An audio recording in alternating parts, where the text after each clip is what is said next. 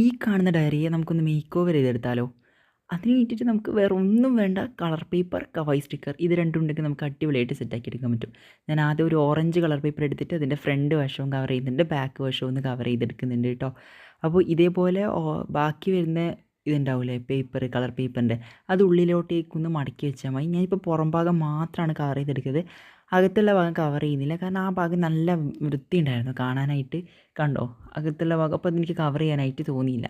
അപ്പോൾ ഇതേപോലെ ഒന്ന് കവർ ചെയ്തെടുക്കുന്നുണ്ട്. അപ്പോൾ നല്ല ഭംഗിയില്ലേ കാണാനായിട്ട്. ഇങ്ങനെ തന്നെ നമ്മുടെ ബാക്ക് വശവും കൂടി ഒന്ന് കവർ ചെയ്തെടുക്കുന്നുണ്ട്.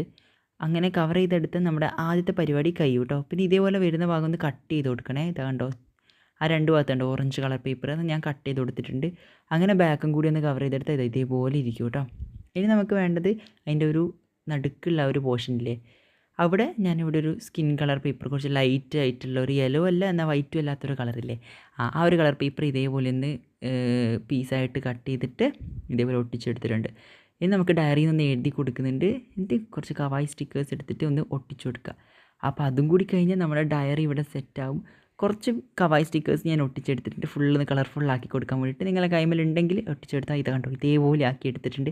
അപ്പോൾ സംഭവം ഇത്രയേ ഉള്ളൂ. എല്ലാവരും ഒന്ന് ട്രൈ ചെയ്ത് വെക്കുക. നേരത്തെ ഡയറി ആണോ ഇപ്പോഴത്തെ ഡയറി? അപ്പോൾ ഇഷ്ടപ്പെട്ടാൽ ലൈക്ക് ചെയ്യാനും ഷെയർ ചെയ്യാനും സബ്സ്ക്രൈബ് ചെയ്ത് സപ്പോർട്ട് ചെയ്യാനും മറക്കരുത്. അടുത്തൊരു വീഡിയോ ആയിട്ട് വരുന്നവരെ ഗുഡ് ബൈ.